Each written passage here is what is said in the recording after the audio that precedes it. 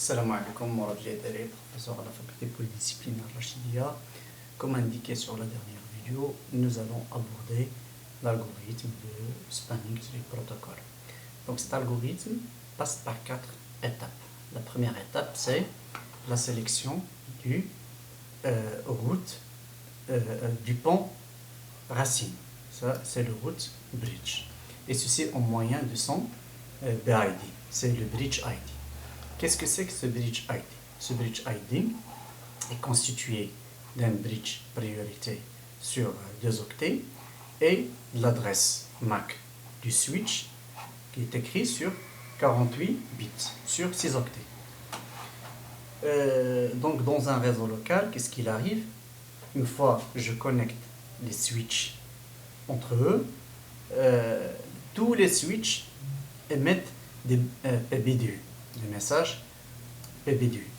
Qu'est-ce qu'il contient ce message PBDU? Dans un premier temps, chaque switch prétend quel est le switch root. Donc il envoie un message en disant que le root ID c'est leur bridge ID. Donc le bridge ID est constitué de la priorité et de l'adresse MAC. Donc nous allons jeter un coup d'œil sur notre packet tracer pour visualiser à quoi ça ressemble ce message BPDU.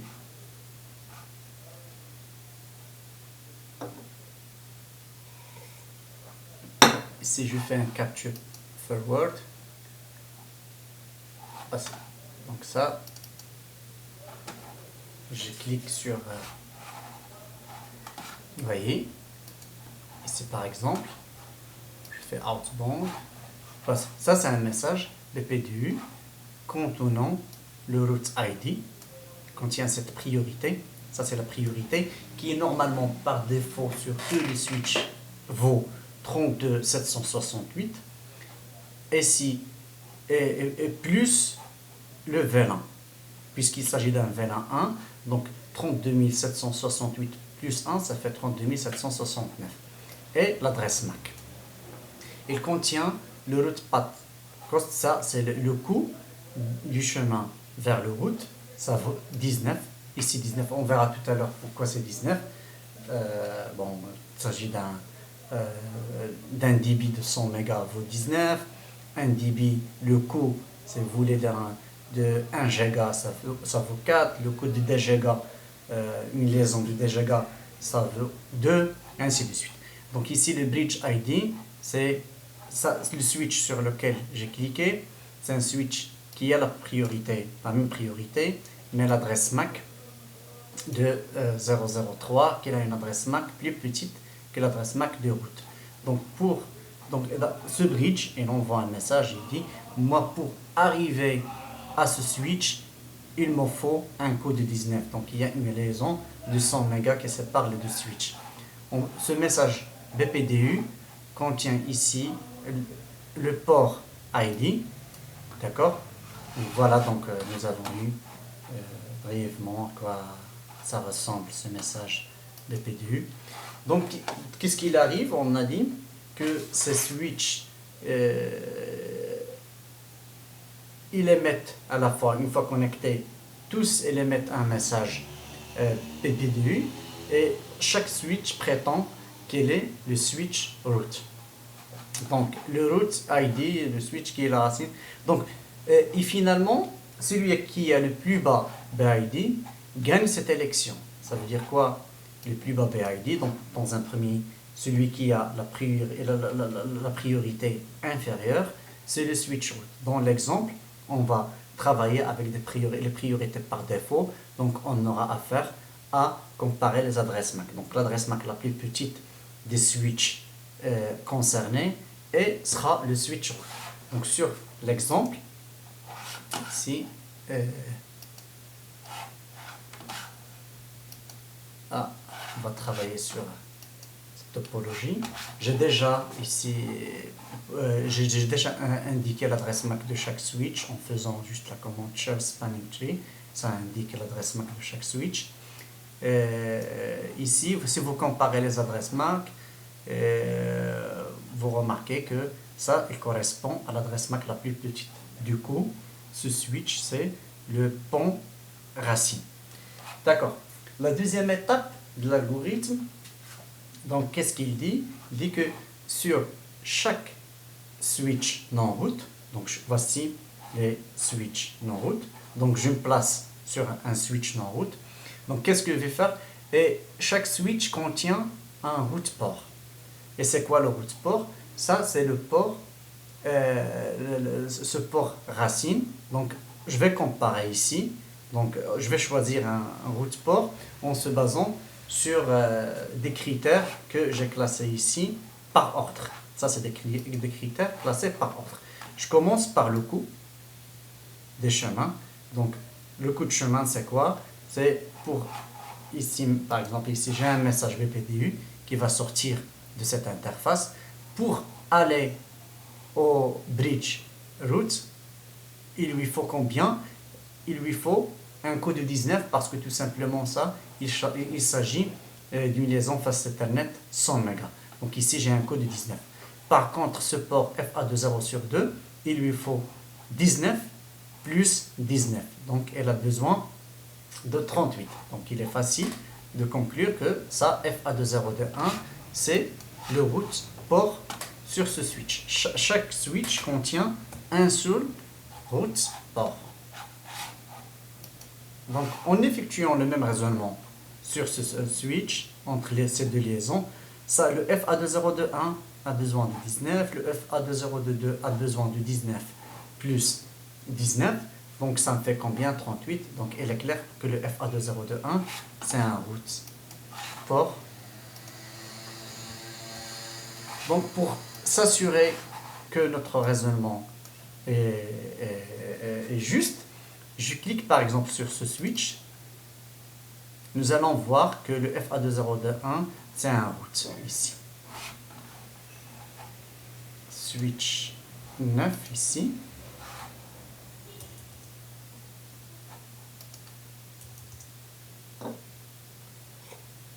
Je fais enable. Show. Spanning. On a dit que, vous voyez ici que le FA20 de 1, le rôle, c'est un route. La même chose, si vous faites ici le FA20 de 1, vous allez trouver que le rôle correspond à un route port. Donc c'est un port racine.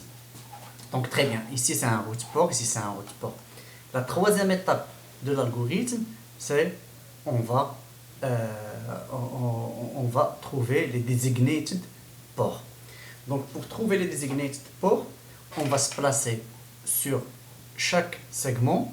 Et de la même façon, on va par exemple ici, si je me place ici, il s'agit de deux ports, le FA20 de 1 et le FA20 de 1 du switch port. Donc je dis pour arriver à la racine, ce port a besoin de rien, il a besoin de 0. Il est placé sur le switch racine. Par contre, celui-là, elle a besoin de 19. Donc, il est clair que ça, c'est un designated port. Je me place sur ce segment. Donc je compare le FA20 sur 2 et le FA20 sur 1. C'est clair, ça a besoin de 0. Par contre, FA20 de 1, elle a besoin de 19. Donc ça, c'est un designated port. Si vous faites ici, de la même façon, si vous faites ici un show spanning, vous allez trouver que ces deux ports, ils sont des designated. Voici ici. Le FA20 de 1, c'est un designated port. Le FA20 sur 2, c'est un designated port. Très bien. Donc, il me reste ce dernier segment. Si je compare ici, par exemple, FA20 sur 2, elle a besoin de 19 pour arriver à la racine. FA20 sur 2, elle a besoin de 19. Je passe au deuxième critère. Ça, si vous comparez les adresses MAC de ce switch et celui-là, vous allez trouver que cette adresse MAC est la plus petite.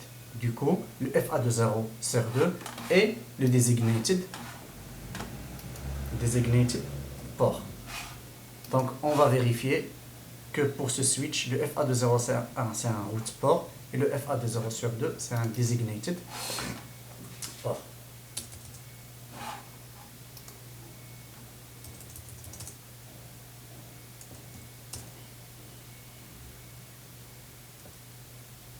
Show.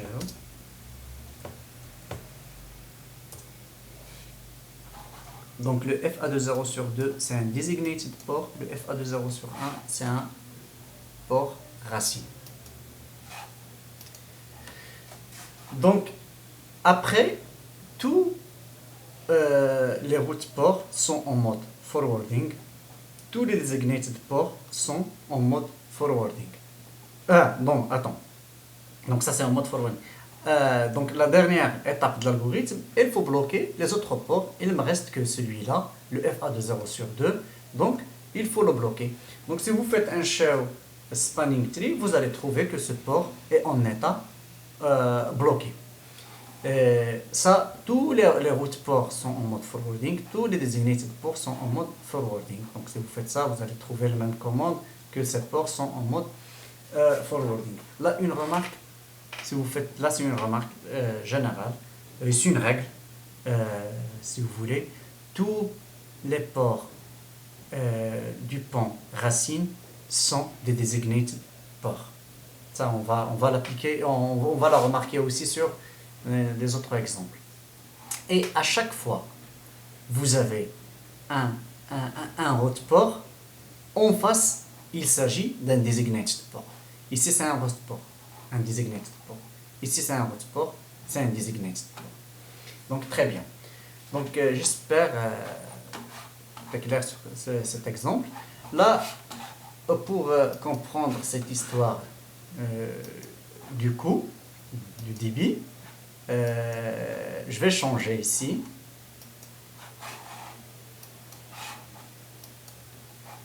Je vais changer. Ah, ça fonctionne.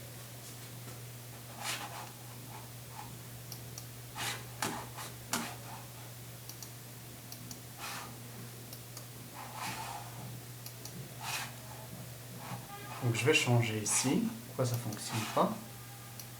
Donc, j'arrête pas la vidéo, je continue. Mais je termine cet exemple et j'arrête la vidéo, comme ça je ne vais pas trop tarder sur une seule vidéo. Ici par exemple, je fais un lien de 1 giga. Ici aussi un lien de 1 giga. Et ici, un lien de 100 mégas.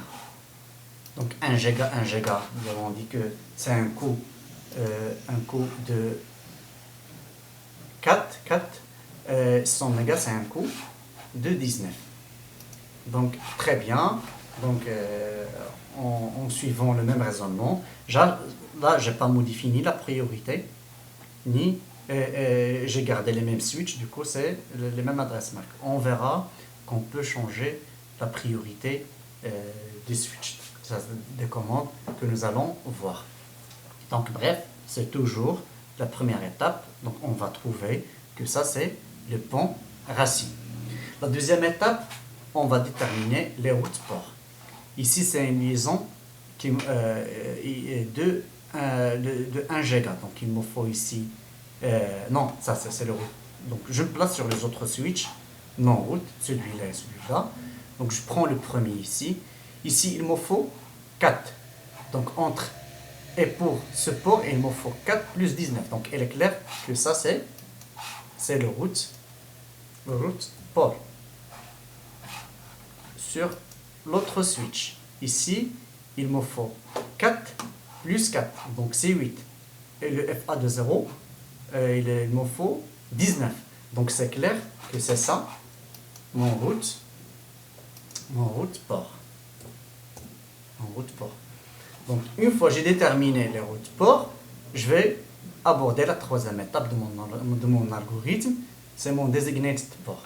Donc, ici, on a dit que la règle dit que tous les ports d'un pont racine, c'est des designated ports. Donc, ça, c'est un designated port. Ça, c'est un designated port. Ici, on va comparer ça et ça, mais il faut garder dans la règle ou bien la remarque qu'en face de chaque route port, c'est un designated port, mais on va raisonner quand même. Donc je me place au milieu du segment. Donc pour arriver jusqu'à la racine, il me faut 4. De là à là, il me faut 19. Donc ça, c'est un designated port. Je me place ici, ça c'est un designated. Ça, c'est un designated port. Donc, il me reste uniquement ce port. Donc, c'est un port bloqué. Ça, c'est la quatrième étape. Tous les designated et les routes ports sont en mode forwarding. Donc, ça, c'est en mode forwarding. Donc, si vous cliquez sur ici, par exemple, il s'agit d'un route port et d'un designated port. Si vous cliquez sur ce switch et vous faites un show,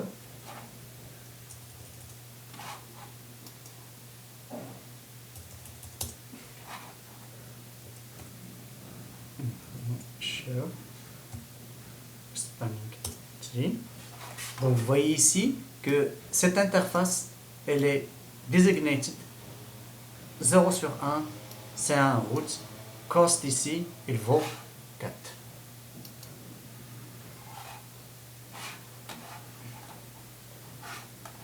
Ici, si vous faites un show, vous allez trouver que cette interface, elle est en mode, elle est bloquée. Donc, très bien, j'explique une notion intéressante et je termine la vidéo. C'est lorsque j'ai parlé de designated port, j'ai cité, si vous voulez, ou bien j'ai évoqué cette notion de segment.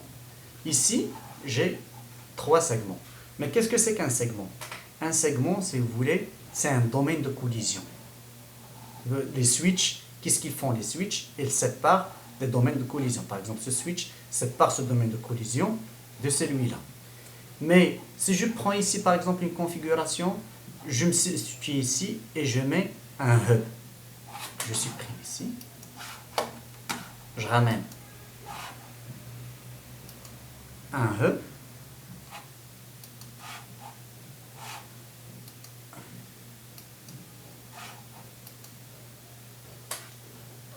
Je ramène un hub. Un hub. Et je le connecte.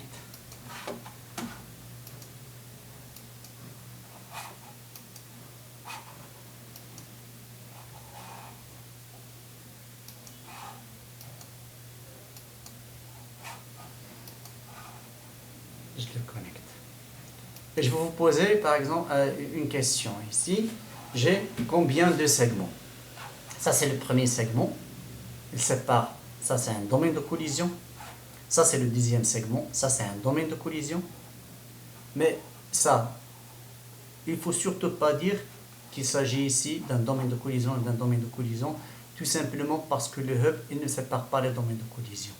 Tout ça, c'est un domaine de collision. Donc ça, c'est un segment. Donc très bien, j'arrête la vidéo.